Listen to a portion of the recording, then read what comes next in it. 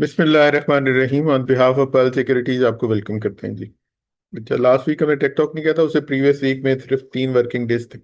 तो उस जो 21 जून का जो वेबिनार था उसके अंदर जो चीज़ें डिस्कस की थी उसमें चार्ट्स को आर्ली टाइम फ्रेम के ऊपर, डेली के ऊपर और वीकली के ऊपर डिफरेंट टाइम फ्रेम्स पे डिस्कस किया था। कुछ आरएसआई की के ऊपर भी, वॉल्यूम्स के ऊपर भी बात हुई थी। और नीचे के कुछ एरियाज 175 300 के अराउंड के थे, चूंकि हमने बाइंग जोन डिस्कस किया था कि ये बाइंग एरिया हो सकता है, जो कि मतलब अगेन स्टॉप लॉसेस भी हम क्योंकि साथ साथ बताते रहते हैं, तो वो भी हाईलाइट किए थे। और अगर ऊपर रेजिस्टेंस एरियाज की बात करें तो वो हम काफ़ी पीछे, अगर उससे भी पीछे के अगर आप वेबिनार्स देखेंगे तो 178,000 और 181,000 जो थे वो मेजर एरियाज थे। और 181,000 से ऑनवर्ड्स पे जो 185,000 अराउंड के एरियाज थे वो भी काफ़ी अर्सा हम डिस्कस करते रहे कि 181,000 ब्रेक करता तो एक फर्दर मोमेंटम हम मार्केट में देखेंगे। और लास्ट वीक अगर बात करें उसकी, तो लास्ट वीक में हमने उन एरियाज को 178 और अगेन उसके बाद फिर हमने 181,000 भी ब्रेक होते देखा। और जो लास्ट वीक की क्लोजिंग है वो 185,372 की है। तो अब फर्दर चीज़ों को भी डिस्कस करेंगे। और लास्ट वीक के अगर हाई की बात करें तो 185,890 का हाई था, और लो की बात करें तो 178,300 लास्ट वीक का लो था। तो क्लोजिंग जैसे मैंने आपको बताया 185,372 की थी। तो क्विकली आगे चलते हैं। आज हमने जुलाई सीजनल के ऊपर भी बात करनी है, और बाकी जो एरियाज अब फर्दर हाईलाइट होंगे उनको भी डिस्कस करते हैं। तो क्विकली चार्ट्स की तरफ चलते हैं, जमशेद की तरफ चलते हैं और देखते हैं फर्दर गोइंग फॉरवर्ड क्या चीज़ें चार्ट्स के ऊपर नजर आती हैं। तो ओवर टू जमशेद जी। जी अस्सलाम वालेकुम। वालेकुम अस्सलाम। अच्छा, सर ने ब्रीफली एक रिकैप कर दिया। अब इसको अगर थोड़ा सा हम before going into the current tech talk, जो कि जैसे सर ने भी डिस्कस किया, हमारे पास जो पहली डिस्कशन रहेगी वो जुलाई सीजनल है। फिर जो लास्ट हमारी जून सीजनल थी उसको भी हम देख लेते हैं। उससे पहले अगर हम थोड़ा सा इसको टेक्निकली देख लें क्विकली कि हमारे पास मार्केट के अंदर जो हमने डिस्कस किया था और मार्केट के अंदर जो लेवल्स प्ले हुए तो वो कैसे रहे। अब ये जो लास्ट हमारा 21 जून का वेबिनार अपलोडेड है, इसके ऊपर जो हमारे वीडियो एक्सपोर्ट एरियाज थे, डिस्पाइट कि अब एक harmonic potential versus resistance area भी था, लेकिन स्टिल अपसाइड के ऊपर हमने जैसे देखा था कि स्टैंडर्ड को एक रेजिस्टेंस के ऊपर रिजेक्शन मिली है। अब ये यहाँ से एक बुल्स का ब्रीदर होगा या फिर रिवर्सल होगा। तो वहां पे डिस्कस करते हुए एक चीज डिस्कस की थी कि अपसाइड के ऊपर के standard when it was trading around this area, ये हमारे पास 19 जून की कैंडल थी। इस जगह के ऊपर आप देखेंगे ये जो एक रेड बड़ी सी कैंडल नजर आ रही है, तो इस जगह के ऊपर अपसाइड के ऊपर क्योंकि हमारा जो 78.6% का एरिया था वो के स्टैंडर्ड क्रॉस नहीं कर पा रहा था, जो कि पहला एक इमीडिएट हर्डल एरिया था आफ्टर ब्रेकआउट ऑफ 175,000 173,000।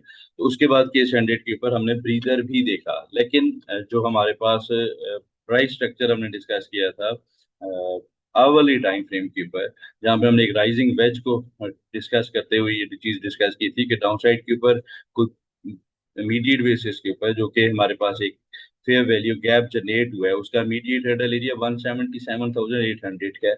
और वो एरिया जब तक के शेयर डाउनसाइड के ऊपर वायलेट नहीं करता तो तब तक पॉसिबिलिटी है कि हमें अपसाइड के ऊपर दोबारा से अटेम्प्ट करता नजर आए।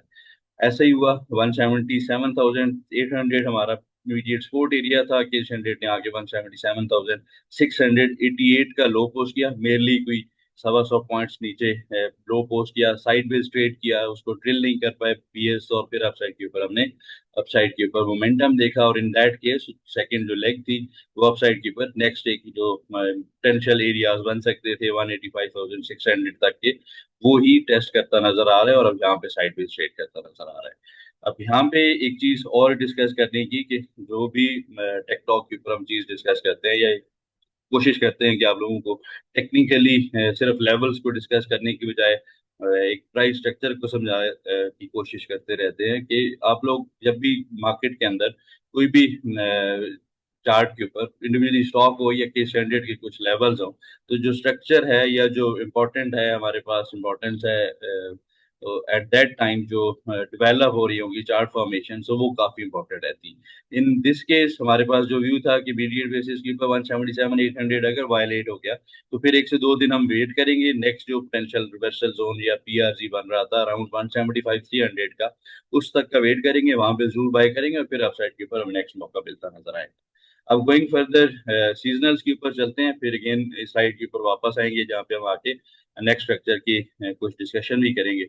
अच्छा जी, जून के ऊपर 30 जून की जो क्लोजिंग हुई 3.64% के स्टैंडर्ड ने मंथ ओवर मंथ बेसिस के ऊपर गेन किए 6,338 के पॉइंट्स, ये हमारे पास ट्रांसलेट होते नजर आए। यहाँ पे जून हमारे पास जो था वो अगेन एक मिक्स का मंथ था डेटा के ऊपर, लेकिन फर्स्ट वीक ऑफ जून के बाद हमने ये डिस्कस किया था, वो जो वेबिनार पोस्ट वहाँ पे पोस्टेड है कि जून टर्न पॉजिटिव, वो जो सीजनल था that converted into a positive momentum and now we are seeing कि अपसाइड के ऊपर के स्टैंडर्ड ने मोर देन 3.5%, 4.25% के स्टैंडर्ड गेन करता नजर आया। इस दफा भी हमारे पास जो ग्रीन बार्स हैं, ये जो रॉन्ग साइड के ऊपर आपको ईयर्स नजर आ रहे होंगे, जुलाई 2009, जुलाई जुलाई 2010, ये क्योंकि 2009 से लेकर 2025 तक ये अप्रोक्सीमेटली कुछ 17 एक साल बनते हैं। उसके ऊपर जो हिस्टोरिकल बिहेवियर रहा है हमारे पास केस 100 का in the month of July, तो ये उसकी रिप्रेजेंटेशन है। ओवरऑल परसेंटेज वाइज देखा जाए तो पॉजिटिव मंथ्स ज्यादा है और पॉजिटिव क्लोजिंग्स भी हेल्दी नजर आती हैं। नंबर्स नंबर्स के ऊपर बड़े नंबर्स नजर आते हैं। जुलाई के ऊपर अगर लास्ट ईयर की अगर हम बात करें तो लास्ट ईयर को अप्रोक्सीमेटली 11% के शेयर ने गेन पोस्ट किया था, 13,700 गेन किया था।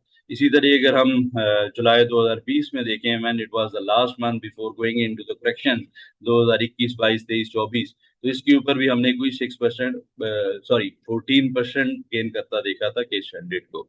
तो ओवरऑल मंथ केस हंड्रेड के ऊपर जो पॉजिटिव, अगर केस हंड्रेड पॉजिटिव क्लोज करता है तो हमारे पास एक बड़े नंबर्स हिस्टोरिकल नजर आते हैं जुलाई के ऊपर।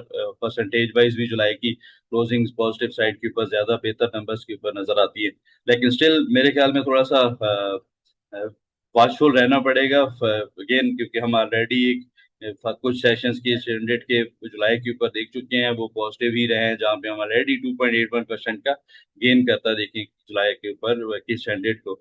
लेकिन इस दफा थोड़ा सा मार्केट वोलेटाइल होगी। स्टिल कंसेक्टिव जो हमारे पास सेशंस हैं वो बुलिश साइड के ऊपर नजर आते हैं, और उसकी वजह से हमारे पास जो मोमेंटम है वो ओवरऑल मार्केट का बेहतर रहेगा। वॉल्यूम्स कंपैरेटिवली शायद बेहतर ट्रेड हो इस मंथ के अंदर, तो उस चीज को देखते हुए पॉजिटिव सेंटीमेंट के अंदर रहना चाहिए। एक जो आपका बायास होगा वो किस 100 का पॉजिटिव होना चाहिए। वहां पे इंडिविजुअली स्टॉक्स के ऊपर ज्यादा फोकस करना चाहिए आपको।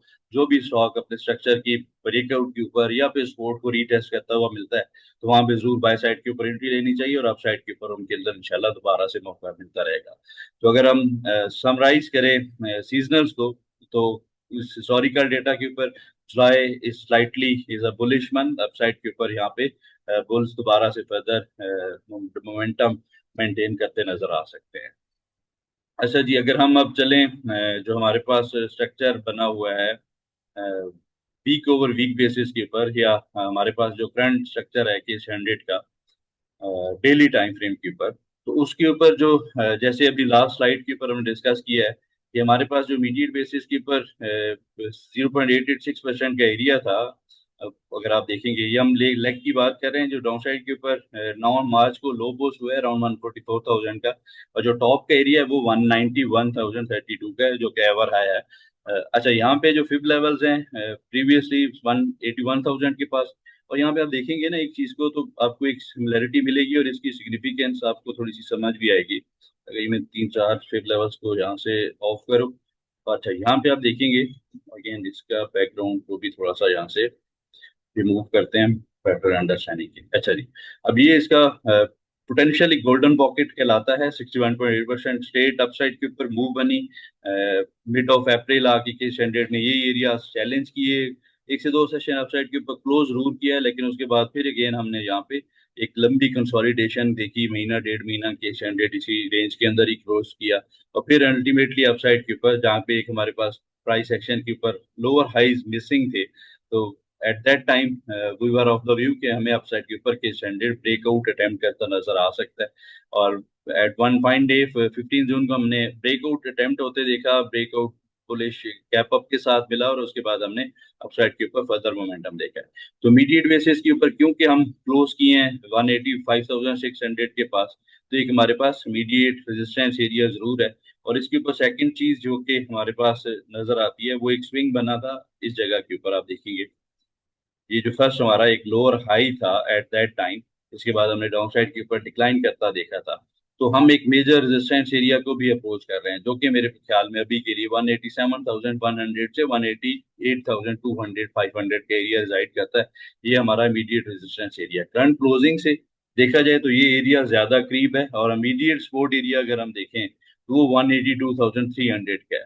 अगर यहाँ से इसको अगर मैं प्राइस सेक्शन के ऊपर रिस्क रिवॉर्ड रेशो की अपॉर्चुनिटी देखते हुए देखूं, क्योंकि still we are looking good यहाँ पे अपसाइड के ऊपर हमारे पास जो चार्ट फॉर्मेशन हैं वो एक स्टिल बुलिश हाईलाइट होते हैं, higher lows higher highs intact हैं। स्विंग जो रीसेंट स्विंग था ये जो mid of second last half के अंदर last half of the June हमने देखा था, 23 जून को स्विंग बना था 2177,600 के पास का। तो इसके ऊपर भी हायर लो प्रिंट हुआ और अपसाइड के ऊपर अब नेक्स्ट एक ब्रेकआउट की एंट्री बनती नजर आ सकती है।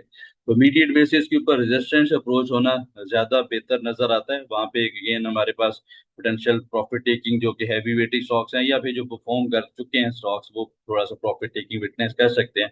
अदरवाइज डाउन साइड के ऊपर इमीडिएट बेसिस के ऊपर 182,000 का एरिया, और लाइक वाइज हमने प्रीवियस जो डिस्कस किया था ऑन 21 जून वो 177,600 का था, वही टेस्ट हुआ और वहां से अपसाइड के ऊपर ये स्टैंडर्ड बाउंस कर गया था। मीडियट बेसिस के ऊपर मीडियट सपोर्ट एरिया को वाचफुल रहना चाहिए, इस तक बायास बुलिश साइड के ऊपर रखना चाहिए। ये वायलेट कर जाता है कि स्टैंडर्ड डाउन साइड पे ब्रेक हो जाता है तो फिर हायर लो की फर्दर कंफर्मेशन के लिए वेट करना चाहिए। दैट इज पॉसिबल कि हम डाउन साइड के ऊपर अराउंड 180,000 178,000 को टेस्ट दोबारा से करें और वहां से फिर अपसाइड के ऊपर एक करेक्शन के बाद ये स्टैंडर्ड रैली करता नजर आए। इमीडिएट बेसिस के ऊपर कोई भी मेजर डिप आती है तो वहां पे बायर जरूर तलाश करनी चाहिए, और 177,000 और 178,000 का एक इनिशियल स्टॉप लॉस रखना चाहिए। ये स्टॉप लॉस मेरे ख्याल में फिलहाल डाउन साइड के ऊपर इंशाल्लाह ट्रिगर नहीं होगा। ये ट्रिगर होगा तो फिर थोड़ी सी डीपर साइड पे केस स्टैंडर्ड ब्रेक करता नजर आ सकता है और इनिशियली 174,000 तक। Otherwise major dip should be taken as a buying approach. जी सर। कि आगे इंडेक्स व्यू की तरफ चलते हैं, कमिंग वीक के लिए मेजर इंडेक्स के सपोर्ट और रेजिस्टेंस एरियाज को फर्दर डिस्कस कर लेते हैं और पॉइंट टेबल भी देख लेते हैं। अच्छा जी, पॉइंट टेबल के ऊपर तो काफी अच्छे से बीरिश पॉइंट के ऊपर एक ही पॉइंट नजर आता है, और जो लास्ट अभी रिसेंटली नजर आ रहा है वो हमारे पास माइल्ड बीरिश डिवर्जेंसेस हैं। और उसके ऊपर आपको अगर जितने भी लैगिंग इंडिकेटर हैं, फॉर एग्जांपल अगर हम यहाँ पे देखें तो हमारे पास RSI के ऊपर तो एक माइल्ड सी बीरिश डिवर्जेंस हिडन बीरिश डिवर्जेंस नजर आ रही है। और वो कैसे बनती है, यहाँ से अपसाइड के ऊपर एक हायर हाई पोस्ट हुआ है, कंपैरेटिवली एक हायर हाई है छोटे स्विंग के ऊपर, लेकिन डाउन साइड के ऊपर हमारे पास एक क्लियर हायर हाई मिसिंग है। तो ये एक माइल्ड बीरिश डिवर्जेंसेस हैं, लेकिन देखते हैं कि स्टैंडर्ड इसको कैसे मिटिगेट करता है या ये ट्रिगर कर पाते हैं डाउन साइड के ऊपर करेक्शन को। तो फिलहाल के लिए बुलिश ट्रेंड के ऊपर जो हायर लोज हैं वो स्टिल इंटैक्ट हैं, मूविंग एवरेजेस के ऊपर ट्रेड कर रहे हैं और लैगिंग इंडिकेटर्स भी पॉजिटिव हैं। और अगेन लास्ट का एक पॉइंट जो अगर हम देखा जाए तो जो जुलाई सीजनल है वो भी हिस्टोरिकली डेटा के ऊपर पॉजिटिव नजर आता है। तो इस चीज को देखते हुए मेरे ख्याल में अगेन अपसाइड के ऊपर मीडिएट रेजिस्टेंस एरिया के पास अगर बेच के दोबारा से टिप के ऊपर मौका मिले तो वहां पे लीड पोजीशंस को लेना चाहिए। मीडिएट हर्डल और रेजिस्टेंस की बात करें तो 187,200 से 188,500 का mediate hurdle area, mediate support 182,200 का। ये वायलेट होगा तो फिर हम वेट करेंगे 178,000 का, वो इनिशियल स्टॉप लॉस का एरिया। जी सर। जी आगे क्यूरी सेक्शन की तरफ चलते हैं, जो क्यूरी शॉर्टलिस्ट की है उनको आंसर कर लेते जी, क्यूरीज में first of all Pakistan petroleum Pakistan petroleum के ऊपर जो करंट चार्ट फॉर्मेशन है अगेन अपसाइड के ऊपर जो फिब लेवल्स हैं रीसेंट टाइम फ्रेम्स के ऊपर ओवरऑल मार्केट के अंदर फिब लेवल्स ने काफी अच्छे से काम किया। करंट डिक्लाइन के ऊपर अब यहाँ पे पोस्ट करेंगे फिब लेवल को तो ये भी करंट 61.8% के होवर कर रहा है। दो के मार्केट अपसाइड के ऊपर अराउंड 188,000, जो कि 0.886% का एरिया, 88.6%, उसकी तरफ ऑलरेडी अप्रोच कर चुकी है। तो उसको देखा जाए तो इसको करंटली 263 के ऊपर होना चाहिए था। ब्लैकेट है एज कम्पेयर टू K-100, तो मेरे ख्याल में इसके अंदर एक अपॉर्चुनिटी रह सकती है बाइंग साइड के ऊपर। उसके ऊपर वॉचफुल रहना चाहिए, क्योंकि करंटली देखा जाए तो कुछ फिलहाल के लिए मोमेंटम अपीयर होता नजर नहीं आ रहा शॉर्टर टाइम फ्रेम के ऊपर।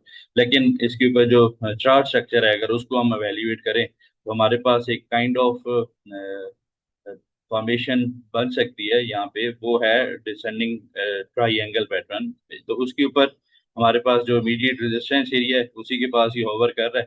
तो ये ब्रेकआउट कंफर्मेशन मिल जाती है इनिशियली 250 रुपीज या आइडियली 252 रुपीज से ऊपर ब्रेकआउट कर जाता है। करंट क्लोजिंग से कुछ 3 से 4 रुपए हैं मैक्सिमम। तो वहां पे जरूर ब्रेकआउट की ट्रेड को लेना चाहिए। डाउन साइड के ऊपर 239 रुपीज का स्टॉप लॉस रहेगा, और इन दैट केस 265 और 278 रुपीज के इसके टारगेट रह सकते हैं। अच्छा जी, नेक्स्ट हमारे पास जो क्यूरी है, MLCF। अच्छा जी, मेपल लीफ के ऊपर जो हमारी लास्ट डिस्कशन थी, ब्रेकआउट बना, उसके बाद अगेन यहाँ पे एक और कंसोलिडेशन हमने 50% के बाद देखी, और करंटली ये स्टॉक भी 61.8% के ऊपर ट्रेड कर रहा है, और इसका प्रिसाइज लेवल आप देखेंगे तो 109 रुपये 30 पैसे का है। मेरे ख्याल में इस बॉक्स का एरिया 110 रुपये हाईलाइट करता है, अपसाइड के ऊपर 110 रुपये से ऊपर इसको जरूर बाय करेंगे, वहां पे सस्टेन कर जाता है तो इनिशियली 115 रुपये और फिर 122-23 रुपए की तरफ ये मूव करता नजर आ सकता है। तो अभी के लिए थोड़ा सा वीक है, यहाँ पे कंसोलिडेट कर रहा है स्ट्रेट वे, कोई सेल सिग्नल भी नहीं है जब तक 105 रुपए से ऊपर है और 104 रुपए से ऊपर है। 104 105 रुपए के पास बाय करना चाहिए, स्टॉप लॉस 100 रुपए के नीचे का होना चाहिए, और अपसाइड के ऊपर टिल द टाइम 110 रुपए रीगेन नहीं होता तो 109 110 रुपए ही टारगेट्स हैं, और उसके ऊपर फिर 115 से 120 की तरफ दोबारा से ये मूव करता नजर आ सकता है। अच्छा जी, नेक्स्ट हमारे पास जो स्टॉक है वो BOP है। अच्छा, BOP के ऊपर जो लास्ट हमारे एनालिसिस थे उन्होंने काफी अच्छे से काम किया अगेंस्ट द मार्केट। इसने भी अभी तक कोई बहुत शानदार रिकवरी नहीं की, मोस्ट ऑफ द स्टॉक्स कर भी चुके हैं। अब यहाँ पे देखा जाए तो जो करंट स्ट्रक्चर है इमीडिएट हर्डल एरिया, उसने काफी अच्छे से एक्ट किया हुआ है। यहाँ पे 37.5 रुपए के पास ये होवर करता है, रिजाइड करता है। 37.33 रुपए 33 पैसे इसका इमीडिएट हर्डल एरिया, ये रीगेन करता है वहां पे जरूर ब्रेकआउट के ऊपर अटेम्प्ट करनी चाहिए। फिलहाल के लिए डाउन साइड के ऊपर 35 रुपए 40 पैसे की डिप का वेट करना चाहिए, और अगेन 36 रुपए के अंदर भी 35 रुपए है और 34 रुपए 70 पैसे के स्टॉप लॉस के साथ बाई किया जा सकता है। ब्रेकआउट कर जाता है तो वहां पे ब्रेकआउट की एंट्री के ऊपर भी काफी अच्छी रैली एक्सपेक्टेड है। नेक्स्ट हमारा जो स्टॉक है वो क्यूटेक है जी। अच्छा, क्यूटेक के ऊपर जो करंट स्ट्रक्चर है उसको अगर हम देखें तो एक काइंड ऑफ एक कप एंड हैंडल की फॉर्मेशन थी, थोड़ा सा टिल्टेड डाउन साइड था, लेकिन काइंड ऑफ डबल बॉटम इसने कोई मिड ऑफ मार्च या at the start of March decline बनाया अराउंड 24.70। तो वहां पे अगर आप देखेंगे तो हमारे पास एक क्लियर बुलिश डाइवर्जेंसेस अपीयर हुई हैं, और फिर अपसाइड के ऊपर इसने रैली करना स्टार्ट किया। अभी के लिए सेंडिंग ट्रेंड लाइन का ब्रेकआउट इसने लास्ट सेशन के ऊपर पोस्ट किया है, तो मेरे ख्याल में वीकनेस आती है अराउंड 48 रुपीज 45 रुपीज, तो जरूर बाय करना चाहिए। स्विंग का हाई लो, जो हायर लो है वो ऑलरेडी इसका स्टॉप लॉस डिसाइडेड है, तो ये एक अच्छी रैली कर सकता है। यहाँ से इमीडिएट बेसिस के ऊपर जो इसके इमीडिएट टारगेट्स एरियाज हैं उसकी तरफ अगर हम देखें तो 58 रुपीज, जो कि प्रीवियस स्विंग का हाई भी था, उसको देखना चाहिए। और ये अपसाइड के ऊपर 58 60 रुपीज इमीडिएट टारगेट रहेंगे, और फिर फर्दर वहां से ये 61 रुपीज और 64 रुपीज की तरफ भी मूव करता नजर आ सकता है। अच्छा जी, नेक्स्ट हमारे पास जो क्यूरी है वो SLGL है। अच्छा, SLGL को हमने लास्ट जो वेबिनार काफी सारे थे उनके ऊपर हमने डिस्कस भी किया। ये इसने फर्स्ट एक ब्रेकआउट अटेम्प्ट किया था मिड ऑफ जून, तो उसके ऊपर डिस्कस किया था हमने कि ये परफॉर्म कर सकता है, वॉच लिस्ट में रखना चाहिए। अगेन अपसाइड के ऊपर कोई परफॉर्मेंस रही भी, फिर अपसाइड के ऊपर साइडवेज ट्रेड किया, और फिर एक तगड़ी रैली करता नजर आ रहा है। करंट स्ट्रक्चर के ऊपर देखा जाए तो मीडियट बेसिस की जो टारगेट्स थे, क्योंकि इसका एक higher low lower high post हुआ था मिड ऑफ फेब या 27 फेब को प्रिसाइज देखें, 19.5 रुपए के पास, अभी 19 रुपए 40 पैसे टेस्ट किया है। वीकनेस के ऊपर जरूर बाय करना चाहिए। मीडियट बेसिस के ऊपर 17 रुपए 70 पैसे 17 रुपए 20 पैसे इसके मीडियट सपोर्ट जोन है, और 16 रुपए का स्टॉप लॉस है इसका। अच्छा जी, लास्ट हमारे पास जो स्टॉक है वो है ट्रिपल जीएल। अच्छा, इसके जो इस ग्रुप के जो स्टॉक्स थे, जैसे जीजीएल हो गया, उसको हमने प्रीवियसली डिस्कस भी किया है, जीसीआईएल हो गया, तो ये भी स्टॉक अपसाइड के ऊपर है, एक higher lows higher highs print करता नजर आ रहा है as compared to other stocks of this group. ये थोड़ा सा लैगिड रहा है, इसने अभी तक इतना अच्छा परफॉर्म नहीं किया। तो मेरे ख्याल में कैश के ऊपर कोई 8 रुपये 80 पैसे का स्टॉप लॉस रखते हुए थोड़ा सा कम्युलेट करना चाहिए। अपसाइड के ऊपर परफॉर्म कर सकता है, 10 रुपये 20 पैसे और 11 रुपये इसके इमीडिएट टारगेट्स बनते नजर आ सकते हैं। जी सर। जी थैंक यू। इस वीक के लिए इतना, इंशाल्लाह नेक्स्ट वीक दोबारा मुलाकात होती है, तब तक के लिए अल्लाह हाफिज and thank you very much.